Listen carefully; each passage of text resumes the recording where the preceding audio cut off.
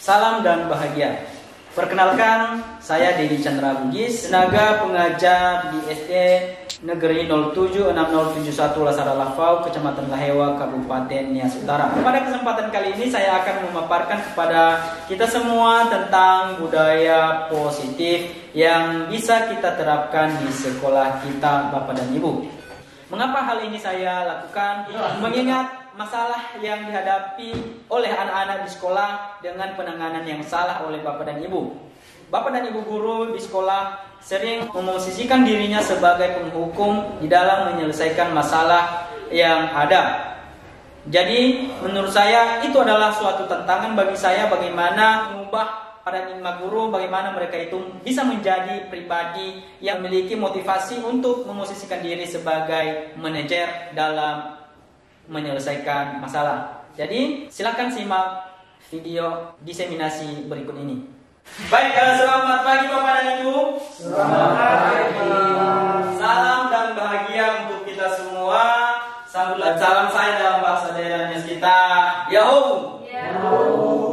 Puji syukur kita panjatkan kehadirat Tuhan yang Maha Kuasa, di mana pada pagi hari ini kita masih dapat berkumpul dan bertatap muka untuk melaksanakan kegiatan sosialisasi tentang disiplin positif yang akan saya paparkan beberapa menit ke depan. Baik Bapak Ibu, mari kita berdoa sesuai dengan kepercayaan kita masing-masing. Doa dimulai.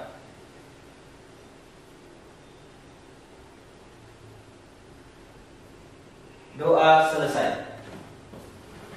Nah, Bapak Ibu, di kesempatan kali ini saya akan memaparkan disiplin positif kepada kita semua agar apa yang menjadi cakupan disiplin positif ini nantinya kita menjadi paham hingga kita bisa melaksanakannya baik kepada murid-murid kita dan juga kepada sesama kita rekan guru.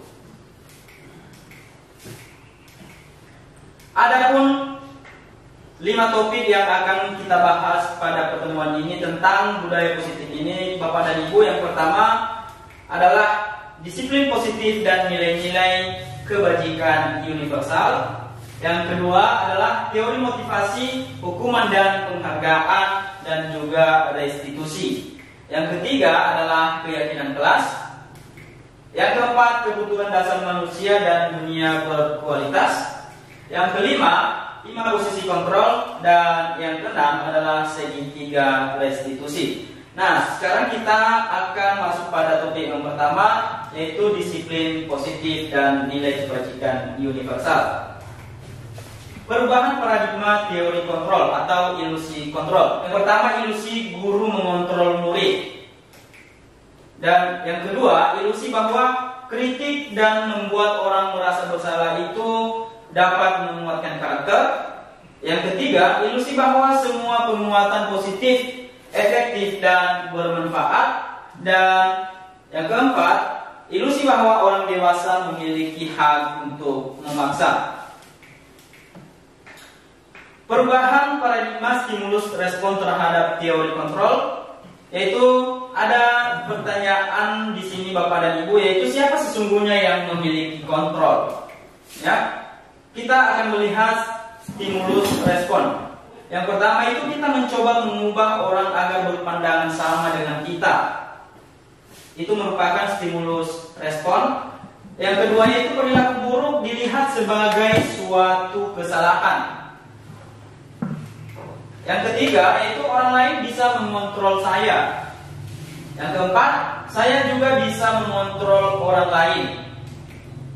Yang kelima, pemaksaan ada pada saat bujukan gagal. Dan yang terakhir, model berpikir menang dan kalah. Ini merupakan stimulus respon apabila kita menemukan masalah-masalah dalam pembelajaran maupun di sekolah Bapak dan Ibu. Nah, kita akan coba melihat sebelah kanan ini Bapak Ibu ada teori kontrol. Nah, pada teori kontrol kita berusaha memahami pandangan orang lain tentang dunia. Seterusnya semua perilaku itu memiliki tujuan, baik dia itu perilakunya yang negatif ataupun perilakunya positif, dia itu memiliki tujuan. Jadi kita itu harus menghargai dari setiap perilaku manusia. Seterusnya, hanya Anda yang bisa mengontrol diri Anda. Artinya hanya kita sendiri yang bisa mengontrol diri kita. Berbeda dengan stimulus respon tadi. Kita menganggap bahwa orang lain bisa mengontrol kita. Seterusnya Bapak dan Ibu, Anda tidak bisa mengontrol orang lain. Nah, selama ini kita menganggap bahwa kita bisa itu mengontrol orang lain. Kita bisa mengontrol siswa kita, bisa mengontrol teman sejawat kita. Namun di teori kontrol sebenarnya kita tidak bisa mengontrol orang lain. Seterusnya, kolaborasi dan konsensus menciptakan pilihan-pilihan baru. Dan yang terakhir, model berpikir menang dan menang. Baik, Bapak dan Ibu, kita perhatikan sejenak bagan disiplin positif yang akan saya tampilkan di sini, yaitu tentang teori kontrol atau teori pilihan dari Dr. William Glasser.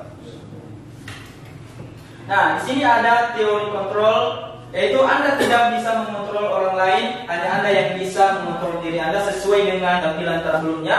Karena disiplin dari teori tersebut, Bapak dan Ibu, yaitu belajar kontrol diri dengan menggali potensi kita agar tercapai tujuan mulia, yaitu sesuatu menjadi seseorang yang kita inginkan berdasarkan nilai-nilai yang kita hargai. Nah, teori kontrol yang kedua Bapak dan Ibu, yaitu semua perilaku memiliki tujuan. Nah, ini merupakan teori motivasi yang bertujuan untuk menghindari hukuman. Seterusnya, untuk mendapatkan imbalan. Dan tujuan dari motivasi ini merupakan motivasi ekstrinsik atau yang berasal dari luar diri kita. Seterusnya Bapak dan Ibu, tujuan teori motivasi yang ketiga dari pernyataan di atas adalah untuk menghargai diri sendiri. Nah, ini merupakan motivasi intrinsik yang berasal dari dalam diri kita, bersumber dari kesadaran diri kita, sehingga ini merupakan nilai-nilai kebajikan universal yang lebih dikenal dia sebagai keyakinan kelas. Baik Bapak dan Ibu, teori kontrol berikutnya adalah model berpikir menang-menang dan kolaborasi dan konsensus menciptakan pilihan-pilihan baru. Di sini ada 5 posisi kontrol sebagai guru, ya. Kita sebagai guru memiliki 5 posisi kontrol, yaitu yang pertama sebagai penghukum dan pembuat rasa bersalah. Ini merupakan teori motivasi untuk menghindari hukuman juga Bapak dan Ibu. Dan ini berasal dari motivasi-motivasi eksternal. Seterusnya, posisi kontrol yang ketiga yaitu teman dan keempat adalah sebagai pemantau. Ini juga bertujuan untuk mendapatkan imbalan. Untuk mendapatkan imbalan, biasanya ini motivasi ini berasal dari luar diri kita juga. Dan posisi terakhir Bapak dan Ibu adalah manajer. Posisi manajer ini biasanya kita menggunakan segitiga restitusi dalam menangani masalah Bapak dan Ibu, di mana segitiga restitusi ini ada 3 tahapan yang perlu kita laksanakan. Yang pertama itu adalah menstabilkan identitas, yang kedua adalah validasi kebutuhan, dan yang keempat menanyakan keyakinan. Dan teori kontrol berikutnya Bapak dan Ibu, yaitu realitas kebutuhan kita berbeda. Kita berusaha memahami pandangan orang lain tentang dunia. Setiap orang memiliki gambaran berbeda. Nah, kita sebagai manusia tentunya memiliki kebutuhan-kebutuhan dasar. 5 kebutuhan dasar manusia itu: pertama, bertahan hidup; yang kedua, penguasaan; yang ketiga, kasih sayang dan rasa diterima; yang keempat, kesenangan; dan yang kelima, kebebasan. Nah, apakah makna disiplin itu Bapak dan Ibu? Disiplin ini berasal dari bahasa Latin, yaitu disiplin yang artinya belajar. Makna asal dari kata ini berkonotasi dengan disiplin diri dari murid-murid Sokrates dan Plato. Nah, disiplin diri membuat orang lain menggali potensinya menuju sebuah tujuan apa yang dia hargai. Dan namun dalam budaya kita makna kata disiplin itu sering kita ubah menjadi sesuatu yang dilakukan seseorang kepada orang lain untuk mendapatkan kepatuhan. Ya, artinya selama ini kan kita berpikir bahwa disiplin itu bahwa anak-anak itu harus patuh terhadap peraturan-peraturan yang kita berikan. Nilai-nilai kebajikan universal yang saya sampaikan dari awal tadi, nilai-nilai kebajikan adalah sifat-sifat positif manusia yang merupakan tujuan mulia yang ingin dicapai oleh setiap individu. Nilai-nilai kebajikan universal ini Bapak dan Ibu sering kita kenal sekarang ini, yaitu adalah profil pelajar Pancasila. Profil pelajar Pancasila terdiri dari 5 karakter, yaitu yang pertama, beriman, bertakwa kepada Tuhan yang Maha Esa dan berkarakter mulia. Yang kedua, mandiri. Yang ketiga, bernalar kritis. Yang keempat, berkebinekaan global. Yang kelima, bergotong royong. Dan yang keenam adalah kreatif. Oke Bapak dan Ibu, itulah tadi disiplin positif dan nilai-nilai kebajikan universal. Sekarang kita akan memasuki pada topik yang kedua, yaitu teori motivasi, hukuman dan penghargaan, dan juga restitusi. Pertanyaan-pertanyaan yang sering muncul dari motivasi ini Bapak dan Ibu, yaitu apa yang akan terjadi apabila saya tidak melakukannya? Dan ini merupakan motivasi eksternal atau yang bersumber dari luar diri kita. Dan pernyataan yang kedua yaitu untuk mendapatkan imbalan dari orang lain ataupun institusi. Nah, pertanyaan yang sering muncul di sini Bapak dan Ibu yaitu apa yang akan saya dapatkan apabila saya melakukannya. Dan ini juga merupakan motivasi eksternal. Seterusnya, teori motivasi perilaku manusia berikutnya yaitu untuk menghargai diri sendiri. Biasanya motivasi ini dilandasi dengan pertanyaan seperti ini, saya akan menjadi orang yang seperti apa bila saya melakukannya. Dan ini merupakan motivasi yang muncul dari dalam diri kita, dan inilah yang menjadi tujuan disiplin sesungguhnya. Baik, apa itu restitusi? Restitusi adalah proses menciptakan kondisi bagi murid agar mereka bisa memperbaiki kesalahan mereka, sehingga nantinya mereka bisa kembali pada kelompok mereka dengan karakter yang lebih kuat. Tentunya restitusi ini memiliki 9 ciri-ciri. Yang pertama Bapak dan Ibu yaitu bukan untuk menebus kesalahan, namun untuk belajar dari kesalahan. Yang kedua, untuk memperbaiki hubungan. Yang ketiga, tawaran, bukan merupakan paksaan. Yang keempat, restitusi menuntut untuk melihat ke dalam diri. Yang kelima, restitusi mencari kebutuhan dasar yang mendasari tindakan. Yang keenam, restitusi diri adalah cara yang paling baik. Yang ketujuh, restitusi fokus pada karakter bukan tindakan. Yang kedelapan, restitusi fokus pada solusi. Dan yang kesembilan, restitusi mengembalikan murid yang berbuat salah pada kelompoknya. Baik Bapak dan Ibu, sekarang kita akan masuk pada topik yang ketiga, yaitu keyakinan kelas. Nah, untuk keyakinan kelas ini saya dasari dengan satu pertanyaan, yaitu mengapa tidak peraturan saja? Mengapa harus keyakinan? Ya, kita melihat beberapa pertanyaan berikut Bapak dan Ibu.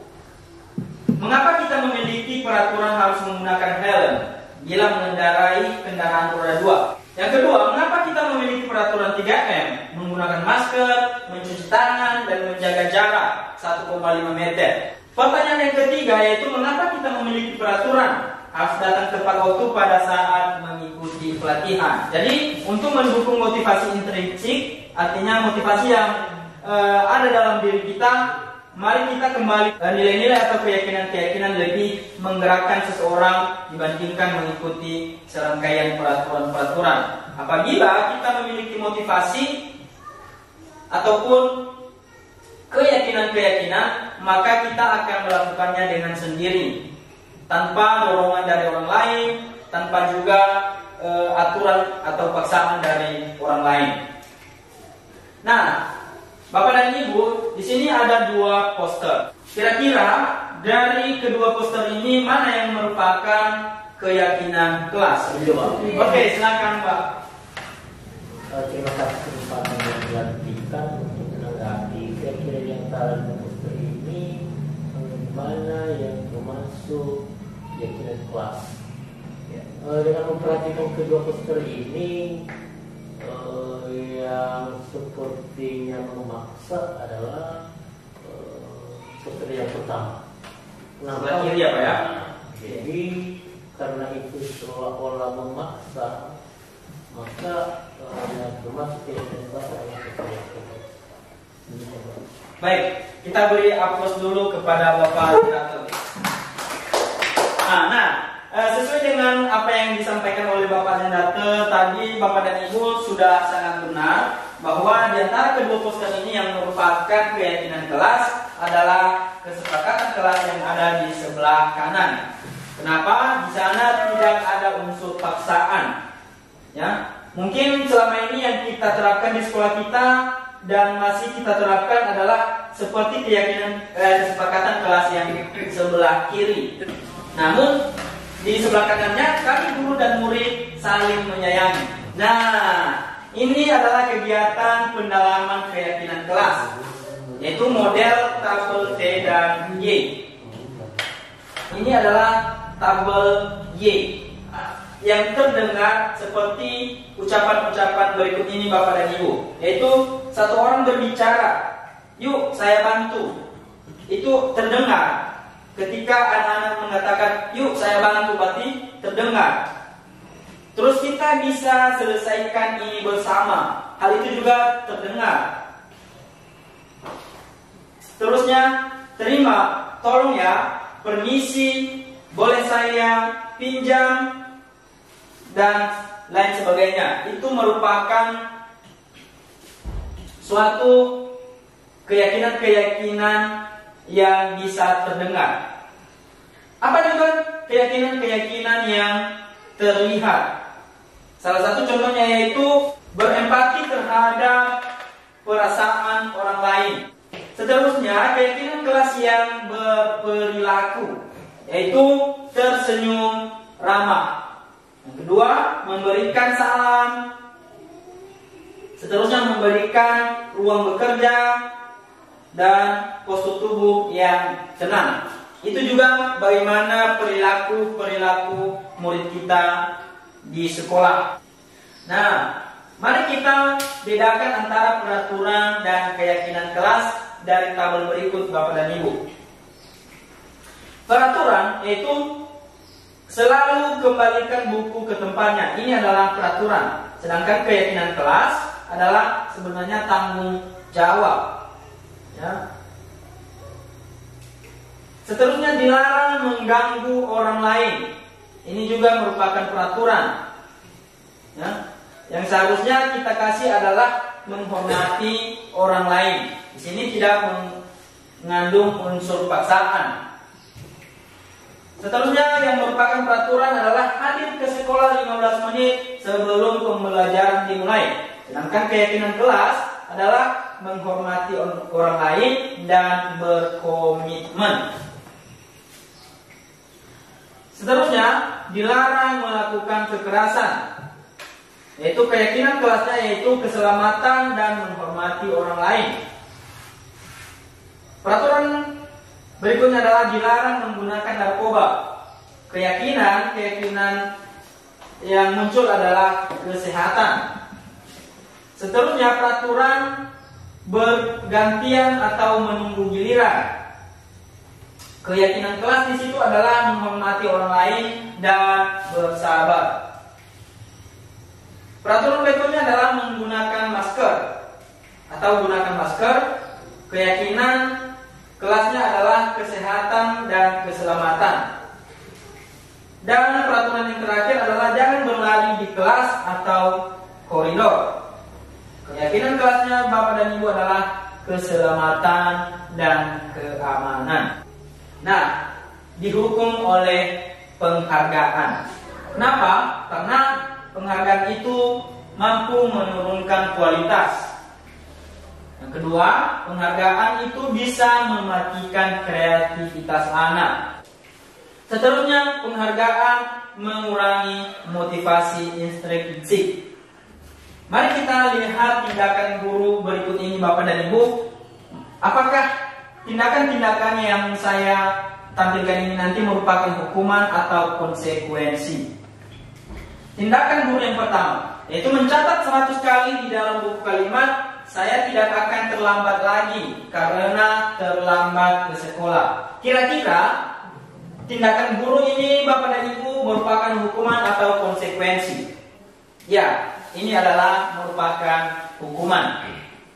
Seterusnya, tindakan yang kedua, lari mengelilingi lapangan basket 2 kali karena terlambat hadir di sekolah. Apakah ini merupakan hukuman atau konsekuensi juga Bapak dan Ibu? Oke, hukuman ya. Kita akan melihat. Oke, benar, hukuman. Seterusnya, tindakan berikutnya, yaitu murid diminta untuk push up 15 kali karena tidak menggunakan masker ke sekolah. Apakah juga ini merupakan hukuman atau konsekuensi Bapak dan Ibu? Hukuman. Ya, betul sekali hukuman. Kita akan melihat tindakan selanjutnya. Menggantikan kertas tugas teman yang telah dicoret-coret. Apakah ini juga merupakan hukuman atau konsekuensi? Konsekuensi ya. Kita lihat apakah benar atau salah. Ya, konsekuensi. Seterusnya tindakan berikutnya adalah membersihkan tumpahan air di meja tulis karena tersenggol pada saat belajar. Apakah ini hukuman atau konsekuensi? Kita lihat apakah benar. Iya, benar sekali Bapak dan Ibu. Tindakan guru tersebut merupakan konsekuensi. Guru berikutnya adalah murid disuruh untuk mengenakan sepatu seharian di sekolah karena tidak mengenakan sepatu hitam. Kira-kira ini merupakan konsekuensi atau hukuman? Oke, kita akan melihat apakah ini konsekuensi atau hukuman. Ya, ini adalah hukuman. Nah, tindakan seterusnya adalah lari mengelilingi lapangan basket 2 kali karena terlambat 10 menit untuk pelajaran PJOK. Kira-kira ini hukuman atau konsekuensi? Konsekuensi. Kita akan melihat apakah ini konsekuensi atau hukuman. Ya, ini adalah konsekuensi. Kita lanjutkan Bapak dan Ibu. Kita akan melihat perbedaan hukuman dan konsekuensi itu. Nah, di tabel yang pertama merupakan hukuman, yaitu yang pertama sesuatu yang menyakitkan harus terjadi. Sedangkan konsekuensi adalah sesuatu yang harus terjadi. Untuk penyataan hukuman berikutnya adalah membuat anak sakit atau fisik maupun hati untuk jangka waktu lama. Sedangkan konsekuensi membuat anak merasa tidak nyaman dalam jangka waktu yang pendek. Seterusnya, hukuman anak membenci kedisiplinan, sedangkan konsekuensi anak menghargai disiplin. Seterusnya, hukuman merupakan paksaan, sedangkan konsekuensi adalah stimulus dan tanggapan. Seterusnya, mendorong anak menyakiti diri sendiri, sedangkan pada bagian konsekuensi adalah mendorong anak agar mudah menyesuaikan diri.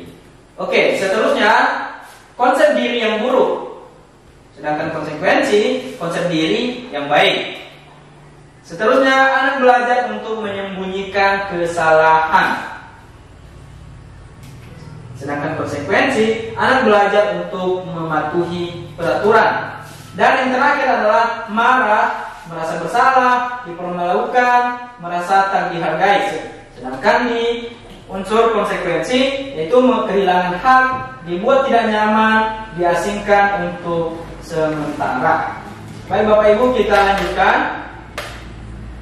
Kita akan melihat antara hukuman dan disiplin ini, di mana disiplin ini terdiri dari dua, yaitu konsekuensi dan restitusi. Hukuman merupakan identitas gagal, sedangkan konsekuensi dan restitusi merupakan identitas sukses. Maka kita akan melihat apa saja contoh-contoh daripada hukuman yang merupakan identitas gagal Bapak dan Ibu. Ya, yang pertama, sesuatu yang menyakitkan harus terjadi. Yang kedua, tidak nyaman untuk murid atau anak untuk jangka panjang. Seterusnya, korban mendapatkan keadilan. Yang ketiga, yang keempat, murid atau anak akan tersakiti. Seterusnya, pelaku pasif atau agresif meningkat. Seterusnya, sistem tidak akan berjalan jika anak tidak takut. Nah, seterusnya berlaku hanya pada sebuah institusi, tidak berlanjut pada kehidupan nyata. Selanjutnya Bapak dan Ibu, peraturannya adalah murid atau anak itu membenci peraturan. Dan ini merupakan hal-hal yang negatif. Makanya dia dikatakan adalah identitas gagal. Sedangkan di bagian konsekuensi, sesuatu harus terjadi. Seterusnya, tidak nyaman untuk murid atau anak untuk jangka pendek. Seterusnya, korban bisa diabaikan. Murid atau anak dibuat tidak nyaman. Penguatan hanya bertahan dalam jangka waktu pendek. Memerlukan monitoring dan supervisi terus-menerus dari guru. Membantu penerapan mengikuti peraturan dalam masyarakat. Apa peraturannya? Mampukah kamu melakukannya? Dan terima kasih. Seterusnya, murid atau anak menghormati peraturan. Dan identitas sukses ini merupakan hal yang netral. Sedangkan di restitusi, Bapak dan Ibu, kita perhatikan restitusi merupakan pilihan. Terus, menguatkan untuk murid atau anak dalam jangka panjang. Seterusnya, korban mendapatkan ganti. Ya, mendapatkan ganti. Seterusnya, murid atau anak itu mendapatkan penguatan dari guru. Seterusnya, dari restitusi ini masalah-masalah anak itu akan terpecahkan atau terselesaikan. Seterusnya, murid belajar bertanggung jawab terhadap perilakunya. Ya. Seterusnya, fokus pada pemecahan masalah dalam jangka waktu yang panjang. Seterusnya, ada pertanyaan seperti apa yang kamu yakini? Apa yang bisa kamu lakukan untuk memperbaiki masalah ini? Seterusnya, murid atau anak menghormati dirinya dan orang lain sehingga restitusi ini dinyatakan dia adalah disiplin positif dan tentunya merupakan identitas sukses. Oke Bapak dan Ibu, kita lanjutkan pada topik yang keempat, yaitu kebutuhan dasar manusia dan dunia berkualitas. Baik, ada 5 kebutuhan dasar manusia Bapak dan Ibu, seperti yang saya tampilkan di sini. Yang pertama itu adalah bertahan hidup. Yang kedua, penguasaan. Yang ketiga, kebebasan. Yang keempat, kesenangan. Yang kelima, kasih sayang dan rasa diterima. Inilah kebutuhan dasar manusia. Kita sebagai guru harus mampu mengenal apa saja yang menjadi kebutuhan dasar anak-anak kita di kelas. Mulai dari kasih sayang dan rasa diterima. Ya, anak-anak kita itu sangat membutuhkan kasih sayang, ya, di dalam pembelajaran, agar mereka itu merasa diterima. Kita itu tidak boleh membedakan mereka dari teman-temannya yang lain yang mungkin saja pintar atau dengan latar ekonomi yang berada, sehingga anak-anak yang memiliki kemampuan rendah akan merasa diterima di dalam pembelajaran atau di kelas. Itu contoh dari kebutuhan dasar manusia, Bapak dan Ibu. Seterusnya kita lanjutkan pada topik yang kelima, yaitu 5 posisi kontrol.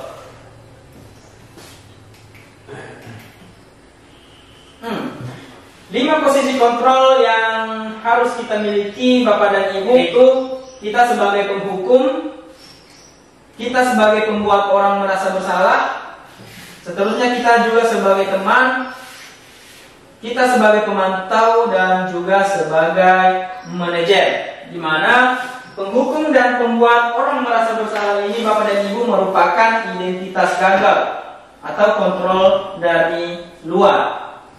Seterusnya, teman dan pemantau ini juga merupakan identitas berhasil atau sukses, tetapi merupakan kontrol dari luar, bukan dari diri kita sendiri. Biasanya posisi kontrol ini mengharapkan imbalan atau ketergantungan kepada orang lain. Seterusnya, identitas berhasil atau sukses atau kontrol diri, yaitu bisa menghargai diri sendiri, dan posisi kontrol ini merupakan kita sebagai manajer dalam menyelesaikan masalah anak-anak. Kita akan melihat selanjutnya, Bapak dan Ibu, ya, motivasi dari guru berbuat. Kita akan melihat motivasi berikut guru berbuat pada posisi penghukum, yaitu menghardik, menunjuk-nunjuk, menyakiti, dan menyindir. Itu hal-hal yang bisa kita lakukan ketika kita mengambil posisi sebagai penghukum. Seterusnya, ketika kita mengambil posisi sebagai pembuat orang merasa bersalah, maka pernyataan-pernyataan yang mungkin saja muncul seperti ini, berceramah dan mengatakan seharusnya, dan selanjutnya, dan juga ibu kecewa.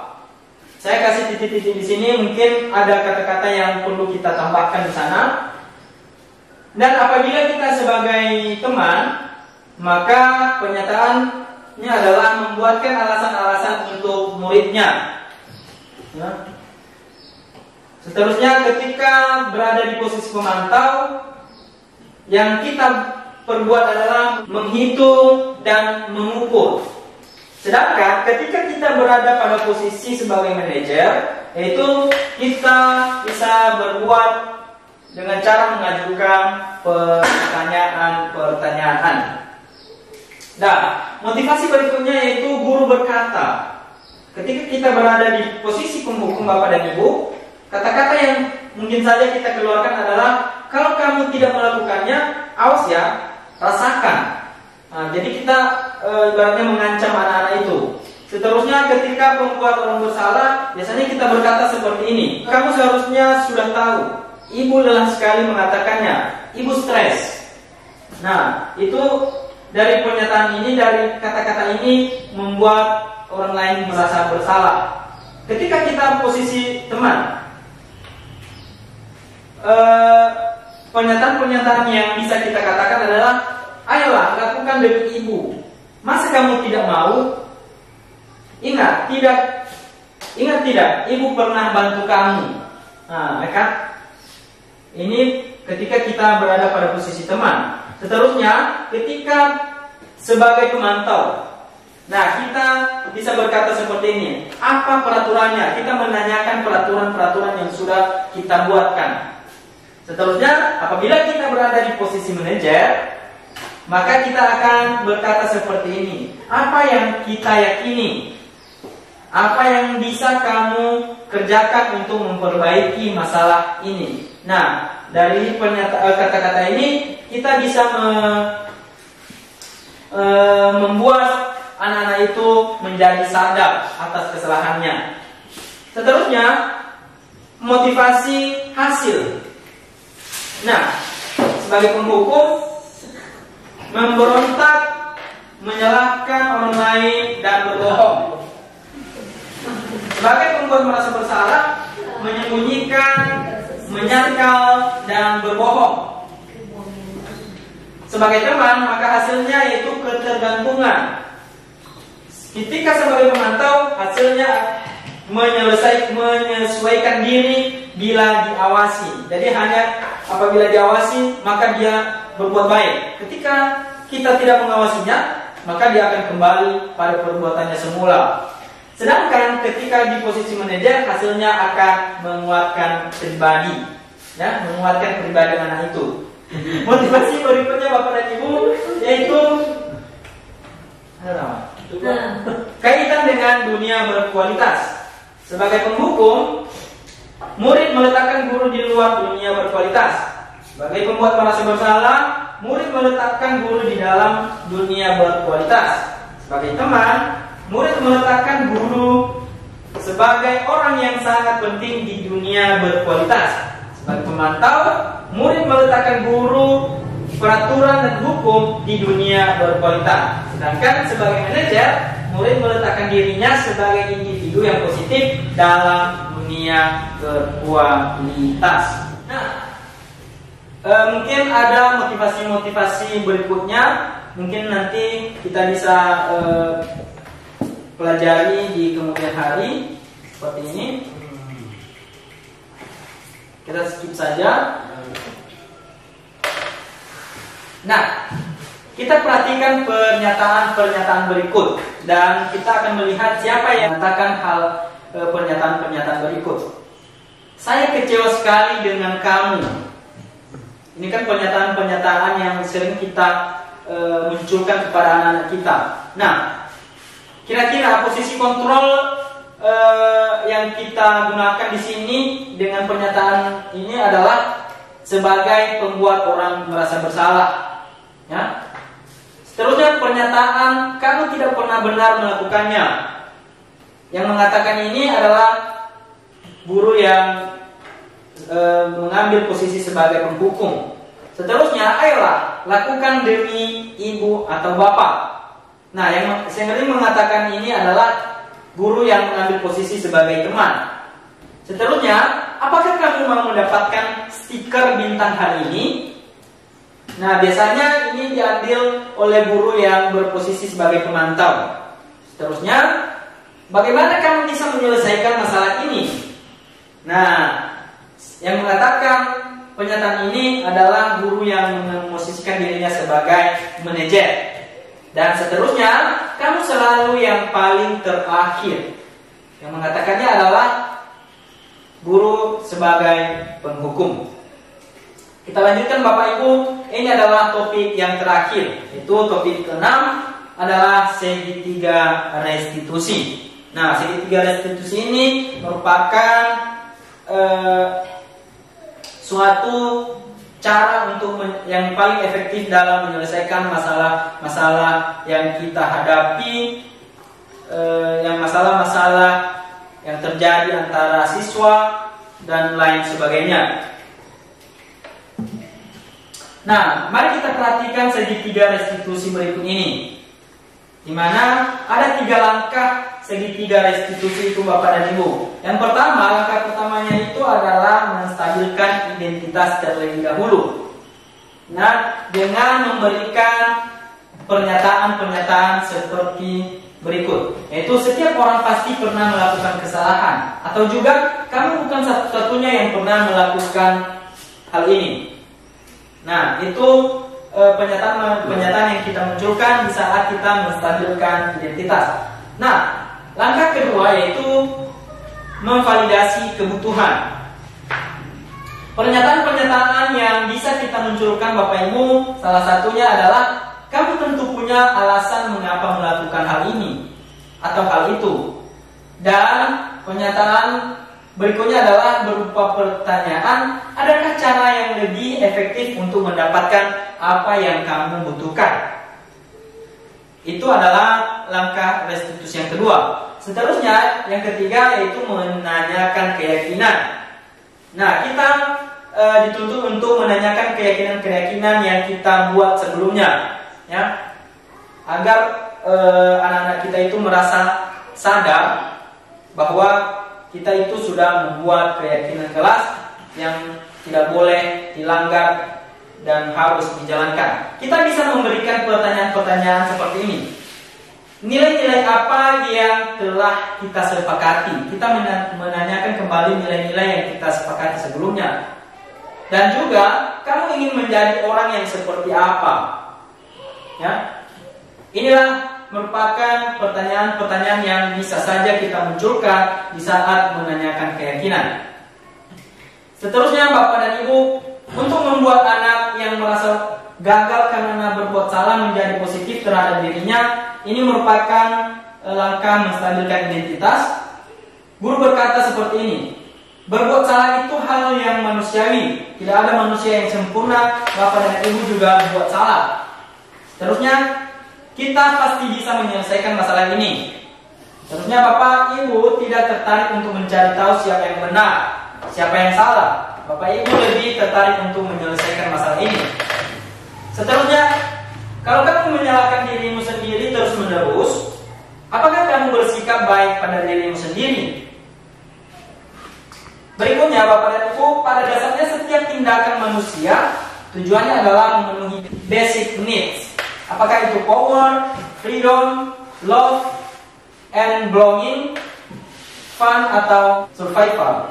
Nah, ini adalah langkah memvalidasi kebutuhan Bapak dan Ibu. Di sini kita bisa berkata seperti ini, kamu bisa saja melakukan hal yang lebih buruk, tapi kamu tidak melakukannya, kan? Seterusnya, kamu pasti punya alasan mengapa melakukannya. Seterusnya, apa yang penting bagi kamu? Seterusnya, kamu boleh tetap berusaha menjaga sikap itu, tapi tambahkan sikap lain yang baru. Terusnya, bukan kamu belajar cara lain untuk mendapat yang kamu butuhkan tanpa harus memukul. Seterusnya, apakah kamu bisa melakukan dengan lebih baik besok lagi? Dan terakhir adalah anak melihat kesalahannya dihubungkan dengan norma sosial dan nilai-nilai yang mendasari manusia berinteraksi dengan orang lain. Ini merupakan langkah terakhir, yaitu menanyakan keyakinan.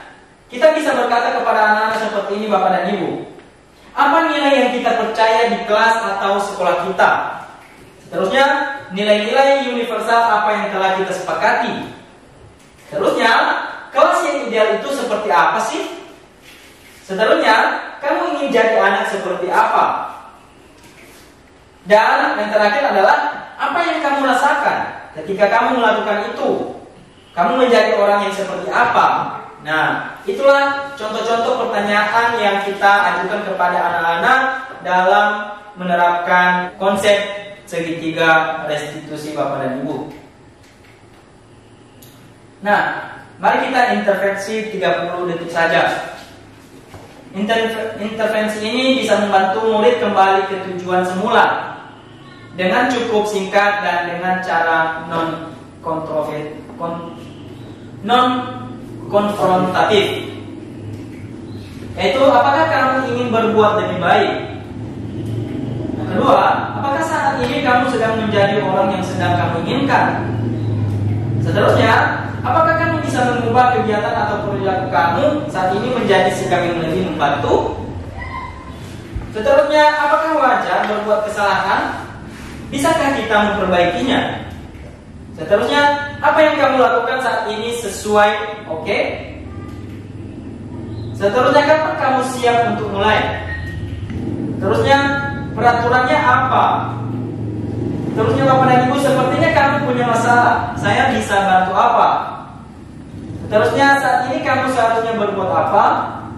Apa yang bisa saya bantu agar kamu bisa melakukannya? Apakah saya bisa bantu kamu agar dapat segera mulai? Seterusnya, apakah tugas kamu saat ini? Seterusnya, bagaimana kamu ingin diperlakukan pada kegiatan ini? Bisakah kamu melakukannya? Dan apa yang kamu inginkan dan peraturannya seperti apa? Nah, Bapak dan Ibu yang berbahagia, inilah tadi sekilas budaya positif yang saya paparkan kepada kita semua. Dengan berakhirnya materi segitiga restitusi itu menandakan bahwa agenda kita atau kegiatan kita pada hari ini telah selesai akan berakhir. Jadi di sini saya mengucapkan terima kasih kepada Bapak dan Ibu atas waktu yang telah diberikan untuk mengikuti kegiatan yang telah kita laksanakan pada hari ini. Saya berharap agar apa yang telah diperoleh pada hari ini dapat diimplementasikan dalam pembelajaran dan juga dalam menyelesaikan masalah-masalah yang kita hadapi di kelas kita masing-masing. Semoga kita menjadi guru-guru yang mampu mengimplementasikan budaya positif. Jadi Bapak Ibu, terima kasih semuanya. Salam dan bahagia untuk kita semua. Yahoo! Yahoo! Baik, terima kasih kesempatan yang telah diberikan pada saya untuk menanggapi apa yang telah dipaparkan oleh saudara tadi. Menurut saya apa yang telah dijabarkan mulai dari awal sampai yang terakhir ini tadi sungguh luar biasa dan sungguh bermakna untuk Bapak Ibu guru. Karena dari sekian banyaknya tadi yang telah diuraikan oleh Bapak narasumber, maka hal yang terpenting adalah untuk berubah paradigma. Paradigma apa? Yang sebelumnya kan guru itu di dalam menanamkan disiplin ini menggunakan cara-cara yang lama di dalam pelaksanaannya, misalnya pemberian hukuman, pemberian penghargaan. Tapi dengan pada hari ini sudah Bapak Ibu guru di sekolah kita yang cinta-cinta ini sudah mempelajari yang namanya disiplin positif. Saya yakin dan percaya bahwa kebiasaan-kebiasaan lama ini nanti akan dirubah, ya. Kiranya yang diperbuat atau yang diterapkan di sekolah kita adalah pembelajaran yang bermuara di dalam menciptakan keyakinan keras kepada si anak, sehingga anak-anak itu secara serta-merta bisa melaksanakan disiplin. Jadi singkat saja yang saya sampaikan, mudah-mudahan apa materi yang disajikan bisa diterapkan di sekolah kita. Demikian, salam dan bahagia. Terima kasih kepada narasumber pada hari ini. Pada kesempatan ini ada beberapa yang telah kita pelajari dan menggunakan motivasi bagi kami sebagai Bapak Ibu guru dan mendapat pengetahuan kami. Yang pertama adalah tentang disiplin positif dan nilai-nilai kebajikan universal. Yang kedua yaitu tentang teori motivasi, hukuman dan penghargaan dan restitusi. Dan yang ketiga adalah keyakinan kelas. Keempat, kebutuhan dasar manusia dan dunia berkualitas. Dan yang kelima adalah restitusi 5 posisi kontrol. Dan yang terakhir adalah restitusi segitiga restitusi. Oke teman-teman, itulah tadi pemaparan saya tentang budaya positif kepada teman-teman guru yang ada di sekolah saya. Saya berharap apa yang saya sampaikan tadi dapat bermanfaat dan dapat diimplementasikan di sekolah saya. Jadi demikian saja, sampai jumpa di video saya selanjutnya. Terima kasih, salam dan bahagia.